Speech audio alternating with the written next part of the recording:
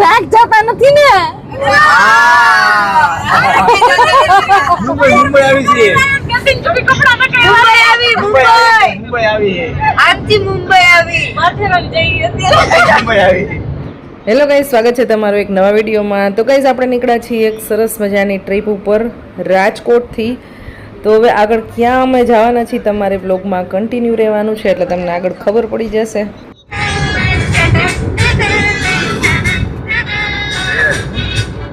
गड्डी लेके और रस्ते पर और सड़क पे एक मोड़ आया, मेरा उससे दिल छोड़ आया, एक मोड़ आया, मेरा उससे दिल छोड़ आया, मेरे जाने अब गुजरा अब रिश्ते से अब जाने ना हो आया, मेरा उससे दिल छोड़ आया, सब सीखना मैं छोड़ आया, मैं उससे दिल छोड़ आया, शर्मा के वो यूं सिमट गई, अरे शर्मा के वो यूं सिमट गई, जैसे वो नींद से जाग गई, मैंने गागल सुनो तुम्हें, मेरे पीछे भाग गई, वो समझी मैं उसके चोरी से तुम कैसे मैंने सारा ना किसका दीवाने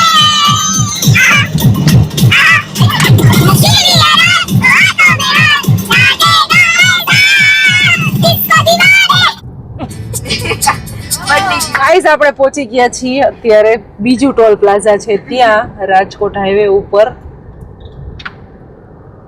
જેતપુર નું આવે ને. આનો ચાર્જ છે સિંગલ જર્નીનો 50 રૂપિયા, પણ આપણી પાસે એન્યુઅલ છે તો અમારું સેકન્ડ ટોલ એમાંથી કપાય છે હવે. તો ગાઈઝ, આપણે જેતપુર તો પહોંચી ગયા. આપણે જેતપુર થી પછીની તમને ખબર હતી ને, બધાયનું એક જ છે. ગાઈઝ, આપણે અત્યારે પહોંચી ગયા છીએ જેતપુર. હવે અહીંયાથી બે રસ્તા પડશે. એક રસ્તો જશે આ જેતપુર સિટીની અંદર, સામેનો રસ્તો જાય છે ઉપલેટા અને ધોરાજી, અને એક રસ્તો જાય છે સોમનાથ અને જુનાગઢ સાઈડ. આપણે પકડવાનો છે જુનાગઢ સોમનાથ વાળો હાઈવે.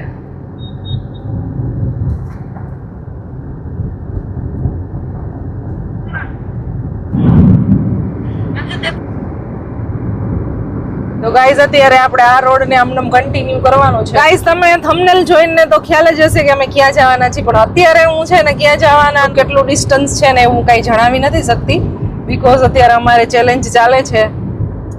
નથી જે નામ જણાવવાનું, એટલે અત્યારે બસ જેમ જેમ આગળ સિટી આવતા જશે ને એમ હું બોલતી જઈશ ખાલી. આ બધા હાઈવે બહુ સારા છે, મેપ ચાલુ કરીને બેસી જાય એટલે ડાયરેક્ટ ડેસ્ટિનેશન ઉપર આપણને પહોંચાડી દઈએ. વચ્ચે વચ્ચે ક્યાંય અમે સ્ટોપ લેશું કે કાંઈ સારી હોટલ આવશે કે એવું હશે તો હું જરૂરથી શેર કરીશ. પણ હવે અમારે ક્યાંય એટલે ક્યાંય બને ત્યાં સુધી ઊભું રહેવું નથી, એકાદો બ્રેક લેશું અમે, કારણ કે અમે ઓલરેડી બહુ લેટ થઈ ગયા છીએ, બહુ ટાઈમ સ્પેન્ડ થઈ ગયો અમારે. એટલે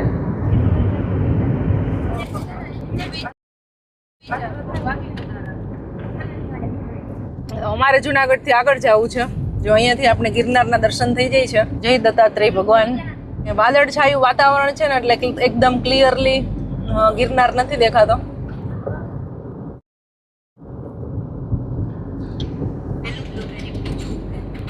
$182 કિલોમીટર હતું અહીંથી.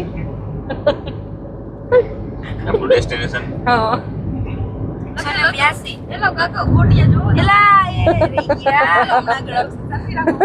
તો ગાઈઝ, આપણે જુનાગઢ ને બાયપાસ કરી અને આગળ વધી ગયા છીએ ત્યાંથી. અને રસ્તામાં જો આવી રીતે નાસ્તાની મજા લેતા લેતા જાય છે. સિંગ અને દાળિયા ખવાય છે, પાછળ બિસ્કિટ ખવાય છે. વંથલી વાળો ટોલ પ્લાઝા આવી ગયો છે. ત્રીજો ટોલ આવ્યો છે રાજકોટ થી અહીંયા પહોંચ્યા ત્યાં સુધીમાં. પરમ થઈ ગયો, ત્રિષા અને જેન્સી બેસી ગયા. Yes. Around here, and motor na आपकी बात कर चाय को बंद कर 1 આવી ગયો. ઉઈ. માલિયા ગામ હતું, માલિયા ગળોદર. હવે સરસ ઝાડવા ને બધું આવ્યું ટૂંકમાં થોડું અને રસ્તામાં તડકો છે ને બહુ ઓછો લાગે છે, વાદળા થઈ જાય છે. એટલે માપે છે ટૂંકમાં. હવે અમે 20-30 કિલોમીટર પછી એક બ્રેક લેશું, ચાનો બ્રેક.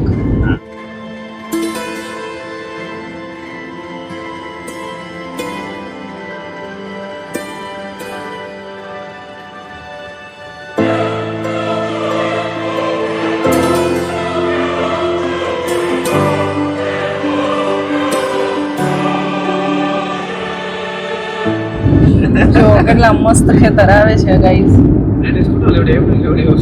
ગાઈઝ આપણો ચોથો ટોલ આવી ગયો છે રાજકોટ થી નીકળ્યા પછીનો, ગીર કેસરી.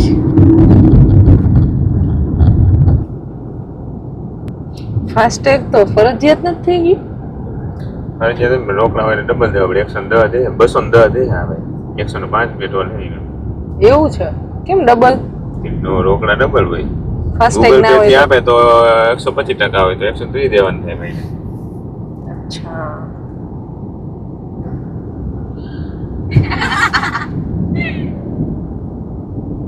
ચાલો હવે આપણે ઢાબા ગોતવાનું છે. આવ્યું અહીંયા જગાભાઈ ગોપનાથ વાળા ચામુંડા હોટલ છે, ત્યાં અમે બ્રેક લીધો છે.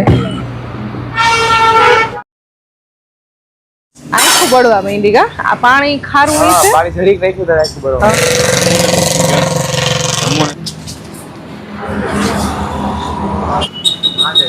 નસો ચડે ને મને તમે પીતા હોય ને એટલે હવે નિખાર આવી જાય મગજમાં. એવું હોય આમાં અમુક % આવે ને આલ્કોહોલ. નહીં નહીં આ બધા હોય જ માલે સોમનાથ કોઈ જાય. તમારો બ્રેક પૂરો થઈ ગયો છે, મસ્ત મજાનું કોલ્ડ ડ્રિંક્સ પી લીધું ને ઠંડા કુલ થઈ ગયા બધાય. અને ભાઈ સાબ તડકો એટલે આમ ગજબ છે, બહાર નીકળાય એવું છે નહીં. સોમનાથ પહોંચી ગયા છીએ અત્યારે. 80-90 કિલોમીટર 100 કિલોમીટર સુધી જાશું હવે અમે. ચાલો ગાઈસ, તો હવે આપણે જર્નીને આગળ કન્ટિન્યू કરી. मेरे को तो थोड़ा नींद आ रहा है, ऐसा लग रहा है, तो थोड़ी देर झपकी ले लेते हैं. परवाने नींद आ रहा है उसमें. Our hearts beat to the city streets. We began to feel the fire. આપણું ડેસ્ટિનેશન હવે રીચ છે અહીંથી 78 કિલોમીટર થી 80 કિલોમીટર. પાછો ટોલ પ્લાઝા આવી ગયો છે. આપણે સોમનાથ ને પાર કરીને પછી પાંચમો હતો ને, તો પાંચમો ટોલ હતો ગાઈસ. આ રૂટ ઉપર આપણે 5 ટોલ આવી ગયા છે. હવે આવે છે કે હજી એક આવશે મને લાગે ગુજરાતની બહાર.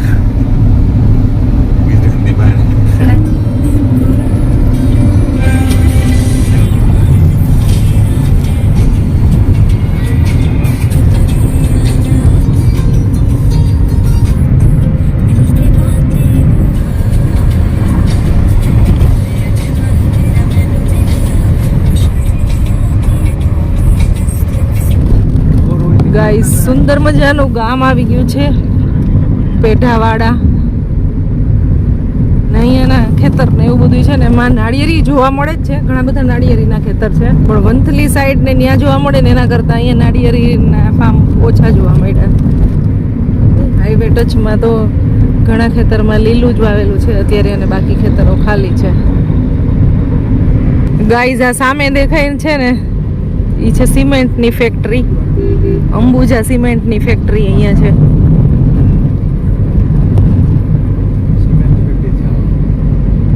આ જેટલા બી ટ્રક દેખાય ને બધા એ સિમેન્ટની ફેક્ટરી વાળા જ છે.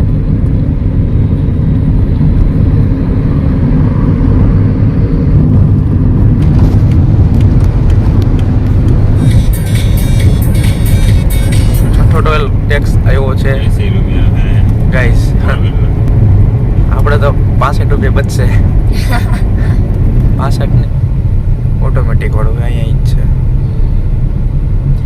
ધીમે ધીમે આ જ આવે છે બધી જગ્યાએ ઓટોમેટિક જ. સારું ને એટલા ઓફિસર મજા.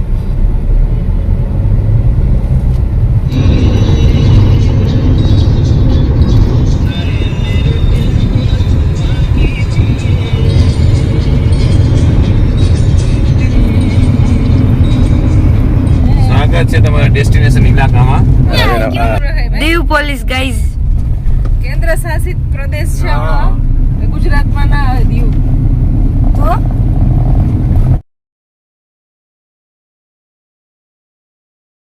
દીવમાં પહોંચી ગયા છીએ ક્યારના, પણ હજી અમને હોટલ મળી નથી. અમે અઢી કલાક 1.5 કલાક બહુ ટાઈમ થી ગોતી છે હોટલ, પણ હજી હોટલ મળી નથી. 3-4 જગ્યાએ છે એવા.